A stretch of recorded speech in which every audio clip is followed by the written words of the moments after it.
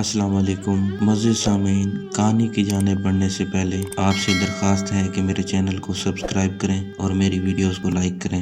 صبح 4 اور 5 کے درمیان باقر بھیا کو کراچی سینٹرل جیل میں پھانسی دی گئی اور صبح 11 بجے ان کی لاش گھر پہنچا دی گئی۔ ان کی گرفتاری سے مقدمے تک، فیصلوں سے اپیلوں تک اور پھانسی سے لاش گھر پہنچنے تک مجھے یاد نہیں ہے کہ میں نے امی کی آنکھوں کو کبھی خشک دیکھا ہو۔ آنسو جھرنے کی طرح بہتے رہتے تھے۔ باقر بھیا کی تدفین کے 6 دن کے اندر امی کا بھی انتقال ہو گیا تھا۔ جب لاش گھر پہنچی تو پہلی دفعہ مجھے ایسا لگا جیسے امی نے رونا بند کر دیا ہے، آنسوؤں کے سوتے خشک ہو گئے ہیں۔ ایتی کی ایمبولینس سے باقر بھیا کی لاش کو آہستہ آہستہ باہر نکالا گیا۔ 4-5 مردوں نے اسٹریچر کو پکڑ کر اٹھایا اور اندر گھر میں پہلے سے تیار کیے ہوئے کمرے میں لاش کو تختے کے اوپر رکھ دیا گیا تھا۔ امی اپنے مڑے توڑے ہاتھوں سے میرا ہاتھ پکڑ کر کمرے میں آئی تھی اور سب سے کہا کہ تھوڑی دیر کے لیے غسلانے سے پہلے سب لوگ کمرہ خالی کر دیں۔ میری ہچکیاں بندھی ہوئی تھیں، کچھ سمجھ میں نہیں آ رہا تھا کہ میں کیا کروں۔ یہ تو میں نے کبھی بھی نہیں سوچا تھا کہ باقر بھیا کو پھانسی لگ جائے گی۔ انہوں نے آہستہ سے بھیا کے چہرے سے چادر ہٹائی۔ بھیا کے چہرے پر ایک بڑا سا پیدائشی نشان تھا، سرخ سا، جو دائیں گالوں کے اوپر سے شروع ہو کر کن پٹی تک پہنچتا تھا۔ انہوں نے آہستہ آہستہ اس پر ہاتھ پھیرا، ان کی پیشانی پر آنکھوں کا بوسہ دیا اور اس پیدائشی نشان کو تھوڑی دیر تک چومتی رہیں۔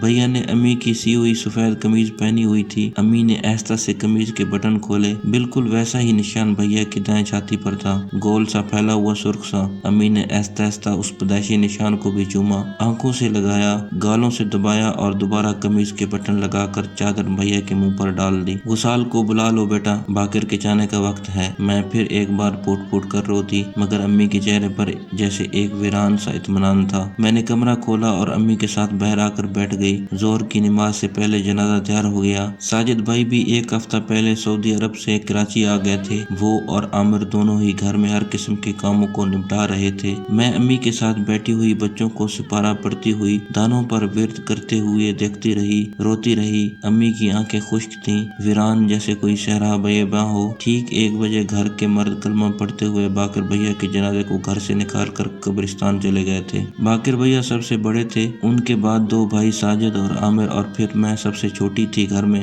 باقر بھیا مجھ سے 8 سال بڑے تھے۔ میں 6 ماہ کی ہی تھی کہ ابو کا انتقال ہو گیا۔ مجھے بتایا گیا تھا کہ وہ بس کے ایکسیڈنٹ میں مر گئے تھے۔ تیزی سے جاتی ہوئی ریس کرتی ہوئی بس فٹ پاتھ سے ٹکرائی اور اس حادثے میں 7 آدمی مر گئے، ان میں سے ایک میرے ابو بھی تھے۔ مجھے یاد نہیں ہے کہ امی نے کبھی بھی ابو کے بارے میں مجھ سے کوئی بات کی ہو۔ وہ ابو کے ذکر پر ہمیشہ خاموش ہو جایا کرتی تھی۔ یہ ساری باتیں تو مجھے خالہ جانی اور ماموں سے پتہ لگی تھیں۔ یہ بھی پتہ لگا کہ ابو کے مرنے کے فوراً بعد کرایہ کا گھر خالی کرنا پڑ گیا اور امی ہم 4 بچوں کے ساتھ خالہ جانی کے گھر آ گئی تھی۔ خالو اچھے آدمی تھے، مالدار تھے۔ انہوں نے خالہ جانی سے خود ہی کہا کہ وہ کفالت کریں گے ہم سب کی، اور بہت ضد کر کے ہمیں اپنے گھر لے آئے تھے۔ ان کا خیال تھا کہ وہ ہم سب کو لکھا پڑھا دیں گے اور اس قابل کر دیں گے کہ زندگی کی دوڑ میں کامیاب ہو سکیں۔ امی اور ان کے گھر والوں نے روایت کے مطابق 4 بچوں کے ساتھ دوسری شادی کے بارے میں سوچا تک نہیں تھا۔ پھر یہ ہوا کہ باقر بھیا کی شرارتوں سے خالو اور خالہ کے گھر والے پریشان ہو کر رہ گئے۔ مجھے یہ بتایا گیا کہ باقر بھیا کی شرارتوں سے زیادہ امی کی ان کے بارے میں غیر ضروری جانبداری تھی، جس سے خالو پریشان ہو گئے۔ وہ گھر کی چیزیں توڑ دیں، اسکول سے بھاگ آئیں، خالو کے پیسے چرا لیں، خالہ کے زیور بیچ دیں، بچوں کو تنگ کریں، بڑوں سے بدتمیزی کریں، مگر امی کا مطالبہ تھا کہ انہیں کچھ نہ کہا جائے، وہ لاڈلے تھے ان کے۔ میں نے امی کو ہمیشہ انہیں پروٹیکٹ کرتے ہوئے، ہمیشہ ان کے ہاں میں ہاں ملاتے ہوئے، ان کی جائز و ناجائز ہر بات کی حمایت کرتے ہوئے دیکھا۔ انہیں ان میں کوئی برائی، کوئی خرابی نظر ہی نہیں آتی تھی۔ انہوں نے جیسے اپنے دل و دماغ میں طے کر لیا تھا کہ باقر بھائی کبھی کچھ برا کر ہی نہیں سکتے ہیں، ان کے لیے دنیا میں وہی سب کچھ تھے۔ 1 سال کے اندر ہی خالو نے گھر کے بڑوں کی میٹنگ بلائی اور پھر یہی فیصلہ ہوا کہ ہم سب خالو کے گھر سے ماموں جان کے گھر میں منتقل ہو جائیں۔ ماموں جان کو جوان بیوہ بہن کا بڑا درد تھا۔ وہ تو شروع دن سے ہی چاہتے تھے کہ ہم سب ان کے ساتھ رہیں، مگر ابو کے انتقال کے فوراً بعد معاملات کچھ اس طرح سے ہوئے اور خالو جان نے کچھ اتنی بڑھ کر گرمجوشی دکھائی کہ وہ اس وقت کچھ کہہ نہیں سکے۔ پھر خالو جان زیادہ ذی حیثیت تھے اور خالہ جان کے بناپے کا دباؤ بھی تھا کہ امی نے ان کے گھر ہی جانے کا فیصلہ کیا تھا۔ ماموں جان کے گھر میں حالات ذرا مختلف تھے۔ انہوں نے پہلے ہی سے فیصلہ کر لیا تھا کہ باقر بھیا کو کچھ نہیں کہیں گے، اپنی بہن उनकी फितरत का उन्हें अंदाजा था। वो बाकिर भैया के सिलसिले में कुछ भी सुनने को तैयार नहीं थी।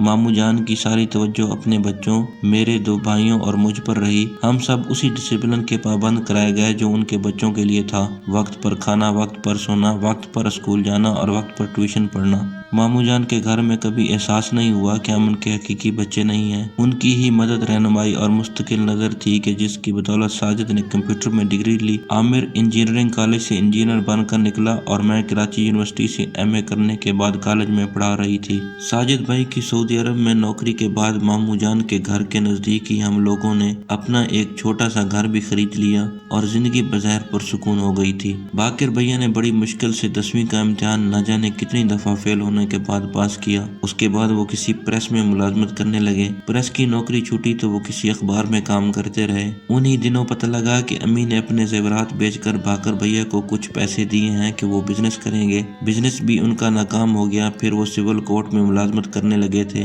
बाकिर भैया का कुछ पता नहीं चलता था। वो कहाँ हैं, कब आते हैं, कब जाते हैं, क्या करते हैं, कितना कमाते हैं और कहाँ खर्च करते हैं। उनकी दुनिया और थी और हम लोगों की दुनिया और। उनकी कोशिश होती थी कि उनका सामना मामू जान से कभी भी ना हो, और अगर होता भी था तो वो सर झुकाए उनकी बातें सुनते थे, ना हाँ ना, और फिर कई दिनों के लिए गायब हो जाते थे। अम्मी हमेशा उनका साथ देती थी। मुझे कभी ऐसा नहीं लगा कि अम्मी ने मुझे, साजिद को, आमिर को हमारे हिस्से का प्यार नहीं दिया हो। वो हमें भी चाहती थी, टूट कर जाती थी। हर वो काम किया उन्होंने जो मैं करती हैं। सुबह सवेरे उठकर हमें नाश्ता देना, हमारे लिए रातों को परेशान होना, रातों को उठ कर हमें सर्दियों में चादर कंबल उड़ाना, हमारे साथ बैठकर हमारा होमवर्क कराना, हमारे सर दर्द पे, मामूली बुखार पर, छोटी सी चोट पर तड़प जाना। रात सोने से पहले वो खामोशी से हमारे कमरे में आती और धीरे धीरे दुआएं पढ़कर हमारे ऊपर फूंकती थी। मैं कभी भी अम्मी के प्यार का शुमार नहीं कर सकूंगी। ममता की कोई कमी नहीं थी उनमें, लेकिन कभी कभी एहसास सा होता था कि बाकिर भैया हम सबसे ज्यादा प्यारे हैं उन्हें। उनका कोई खास मुकाम था उनके पास। उनके लिए हमें डांट भी पड़ती, बुरा भला भी कहा जाता, मगर मुझे याद नहीं है कि मैंने अम्मी को कभी भी बाकिर भैया के लिए कुछ भी बुरा कहते हुए सुना हो या खुद कभी इन्हें कुछ कहा हो। वो हमेशा उनकी तारीफ और तौसीफ ही करती रहती थी। मुझे याद है एक दिन तो गुस्से में मैंने इन्हें कह भी दिया था, जब उन्होंने मुझे शाम को यूनिवर्सिटी के एक फंक्शन में जाने से मना कर दिया था। सारी पाबंदियां मेरे लिए हैं और वो जो आपके बेटे हैं बाकिर, कब आएं, कब जाएं, कुछ करें, कुछ ना करें, कुछ नहीं कहती इन्हें आप। उनके लिए सब जायज है, उनके लिए सब सही है। कुछ नहीं कहा था उन्होंने। देखती रही मुझे खड़े खड़े और आंसुओं से उनका चेहरा भर गया था। चारों कतार रोती रही और उसी वक्त न जाने कहां से बाकिर भैया आ गए। उन्होंने सुन लिया था या पता नहीं क्या बात थी। उस शाम को पहली दफा उनके साथ मैं बाहर निकली थी। टैक्सी करके वो मुझे यूनिवर्सिटी छोड़ गए और जिस वक्त मैंने कहा था उसी वक्त टैक्सी पर आकर मुझे वापस भी ले गए। उस दिन यूनिवर्सिटी के फंक्शन का मजा आ गया था और एक नए बाकिर भैया यकयक मेरी जिंदगी में दाखिल हो गए, बगैर किसी दस्तक के, किसी कवाड़ के खोले बिना। मुझे अम्मी का वो रुआंसा चेहरा याद है। दूसरे दिन गले लगकर मैं रो दी थी। उनकी टेढ़ी मेढ़ी उंगलियों को पकड़कर, उनके झुके हुए बाएं शाने से लगकर मैं कुछ कह नहीं सकी, पर वो समझ गई थी। माएं समझ जाती हैं। मेरे वजूद के एक एक अंग ने उनसे माफी मांगी थी। फिर कभी भी बाकिर भैया के बारे में कोई बात नहीं की थी उनसे मैंने। बाकिर भैया बहुत मेहरबान हो गए थे मुझ पर। जब भी आते कुछ न कुछ लेकर आते मेरे लिए। जितने दिन घर में रहते मुझसे बातें करते, मेरी सुनते, मेरी बनाई हुई चाय, मेरा पका हुआ नाश्ता, मेरे हाथ के बने हुए पकोड़े, मेरा बनाया हुआ फ्रूट चाट, सब कुछ पसंद था उनको। मेरा ख्याल इस तरह से करते जैसे मैं कोई शहजादी हूँ। मजाक में भी जो मुंह से निकल जाता उसे पूरा करने के हर जतन कर डालते थे। शायद छोटी बहन और एक ही बहन होने की वजह से उनके दिल में मेरे लिए खास जगह थी। मुझे तो लगता था सिर्फ प्यार ही प्यार भरा हुआ है उनके दिल में। दूर पार रिश्तेदार, मोहल्ले वाले अजीब अजीब बातें करते थे उनके बारे में। किसी स्मगलर के लिए काम करते हैं वो,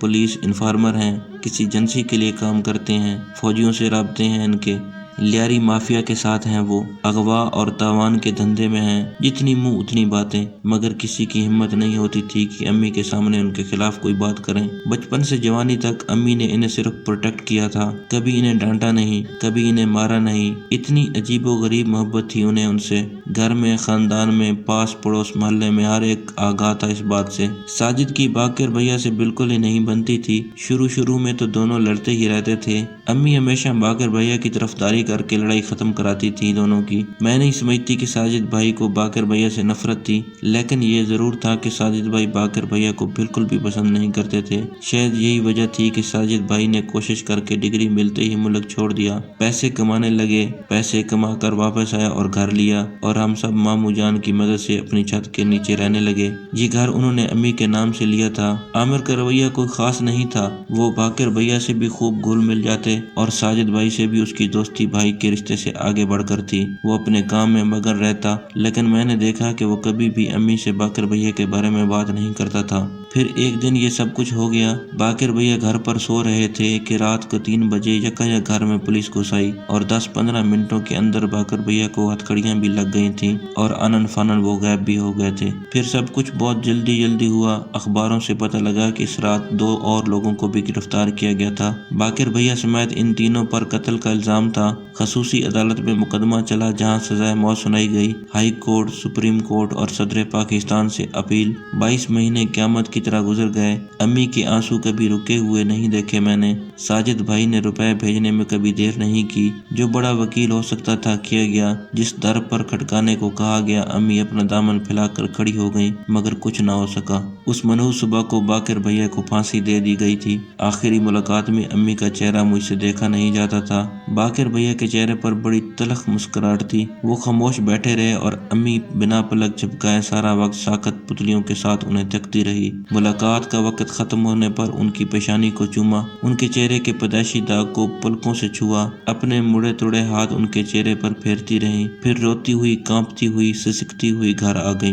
बाकर भैया को दफनाने के बाद अम्मी ने कुछ खाया नहीं, रोई नहीं, सोई नहीं। शुरू में जिद करके मैंने इन्हें कुछ पानी पिलाया तो उल्टी हो गई। दूसरे दिन ही इन्हें अस्पताल में दाखिल करना पड़ गया। पानी और ताकत की शदीद कमी थी इनमें। अस्पताल पहुंचते ही इन्हें ग्लूकोज और ना जाने क्या क्या लगाया गया। 2 दिन तेजी से गुजर गए। वो एक लाश की तरह बिस्तर पर पड़ी हुई न जाने दूर तक क्या देखने की कोशिश करती रही थी। किसी सोच में गुम, किसी उम्मीद के बगैर उन्होंने जिंदगी से नाता शायद तोड़ दिया था। उस दिन मैं उनके सिराने बैठी उनका सर दबा रही थी। धीरे धीमे उन्होंने बहुत ऐसा से कहा था कि बहुत दर्द है बेटा, बहुत दर्द है। कहाँ दबाओगी? सर को, कांधों को, हाथों को, उंगलियों को, पैरों को, हर तरफ दर्द है बेटा, हर तरफ दर्द है। जिस्म में, बदन में, ज़हन में, रूह के अंदर न जाने कहाँ। अम्मी जहाँ बोले वहाँ दबाऊंगी, मगर खुदा के लिए कुछ खा तो लें, पी तो लें। ऐसा कैसे होगा अम्मी, ऐसे कैसे होगा? मैंने उनसे इल्तिजान भरे लहजे में कहा, नहीं बेटा, अब मैं जाऊंगी। ये दर्द अब खत्म नहीं होगा। दर्द सहने वाला चला गया तो मेरा अब क्या काम है? उन्होंने फिर धीरे से कहा था। मैं उनकी गर्दन और टेढ़े से दाएं कंधे को आहिस्ता आहिस्ता सुलाती रही, मगर दर्द उनके चेहरे पर बादल की तरह छाया हुआ था। फिर अचानक आहिस्ता आहिस्ता अपना हाथ उठाकर उन्होंने मेरे हाथ पकड़ लिए, जोर से दबाया, फिर कहने लगी थी, बेटा ऐसे ही खूबसूरत हाथ थे मेरे, ऐसे ही नरम, लांबी, गुदाज, गरम उंगलियां थी मेरी। मैं ये टेढ़े मेढ़े मुड़े तुड़े हाथ और उंगलियों लेकर नहीं आई थी दुनिया में। मेरा ये टूटा हुआ कंधा नहीं था। मैं पूरी थी, सालम, सर से पैर तक, साबुत उंगलियां और उंगली के पोरों से लेकर जिस्म की हर हड्डी तक। मेरा सर सालम था, मेरे कंधे, शाने सब सालम थे। बेटा मैं तुम्हारी तरह मुकम्मल, खूबसूरत और हसीन थी। जैसे उन्होंने सरगोशी की थी। थोड़ी देर बाद फिर बोलना शुरू कर दिया। बेटा शादी के पहले हफ्ते से मुझे सताया गया, बात पे मारा गया। हर जगह दर्द है बेटा, हर जगह दर्द। कहाँ दबाओगी, किधर सुलाओगी? मैंने महसूस किया कि उनके हाथ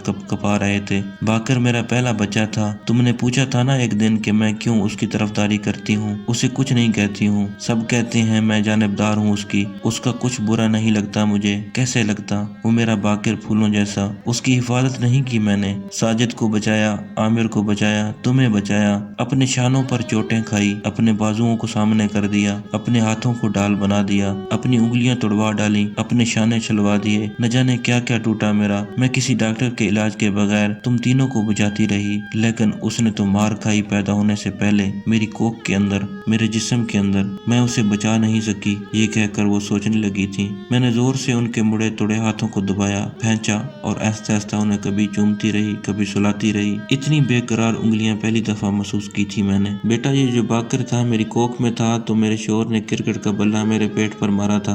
بالکل وہاں پر جہاں اس کا چہرہ تھا، چھاتی تھی، سر تھا، گردن تھی۔ وہ پیدائشی نشان مستقل درد دیتے ہوں گے میرے بچے کو۔ بیٹا سارے حمل کے دوران میں پٹتی رہی، لاتوں سے، گھونسوں سے، کبھی پلنگ پر لٹا کر، کبھی زمین پر گرا کر۔ نہ جانے کیوں حمل کی خبر کے بعد سے انہوں نے، میرے شوہر نے میری زندگی کو لہو کر کے رکھ دیا تھا۔ میں جوان تھی بالکل، کسی کومپل کی طرح سادی، تمہاری طرح معصوم، کچھ کر نہ سکی، کچھ کہہ نہ سکی۔ وہ مجھے مارتا رہا اور ساتھ ساتھ میری کوکھ کے اندر باکر بھی پٹتا رہا، چوٹ کھاتا رہا، شاید روتا بھی ہوگا، مگر میں ناکام ہو گئی اسے بچانے میں۔ اپنی کوکھ میں حفاظت نہیں کر سکی اس کی۔ وہ درد لیے گھومتا رہا، کبھی گھر میں، کبھی گھر کے باہر، یہاں تک کہ پھانسی پر چڑھ گیا میرا بیٹا۔ اس کے بعد پھر میں بیوی نہیں تھی، رکھیل تھی، پر میں نے سب کچھ اپنے پر سہا۔ تم تینوں کو بچاتی رہی اس سے، کوکھ سے گھر تک، اپنے ہاتھوں کو ڈھال بنا کر، اپنے جسم کو پامال کر کے اس کے مرنے کی دعائیں کرتی رہی رو رو کر، اور میرا باکر درد کے داغ لیے درد اٹھاتا رہا، درد سہتا رہا، اپنے زخمی جسم کے ایک ایک انگ سے اٹھتی ہوئی ٹیسوں کو جھیلتا رہا۔ اب وہ نہیں ہے، صرف درد ہے بیٹا، بہت درد ہے۔ میں اپنا سر ان کی چھاتیوں پر رکھ کر بے قرار ہو کر رو دی۔ مجھے پہلی دفعہ پتہ لگا کہ میری ماں کی انگلیاں ٹیڑھی کیوں ہیں، ان کے کندھے ڈھلے ہوئے کیوں ہیں، کیونکہ انہیں میرے باپ نے تشدد کر کے توڑا تھا، پھر وہ صحیح طریقے سے جڑے ہی نہیں۔ ہماری پھول جیسی ماں کو کچلا گیا، توڑا گیا، مروڑا گیا۔ میرے باپ کا ہر ظلم وہ سہتی رہیں، اپنے جسم کو قربان کر کے، اپنے آپ کا بلیدان کر کے ہمیں بچاتی رہیں، حفاظت کی ہماری، کوکھ کے اندر بھی، کوکھ کے باہر بھی۔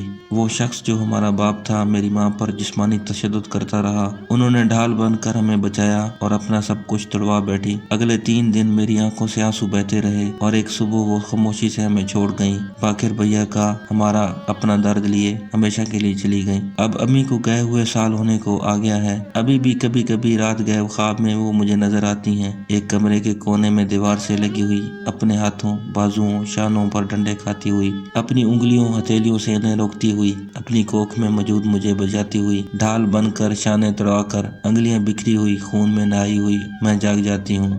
ماں، میری ماں، کتنے دکھ اٹھائے تو نے۔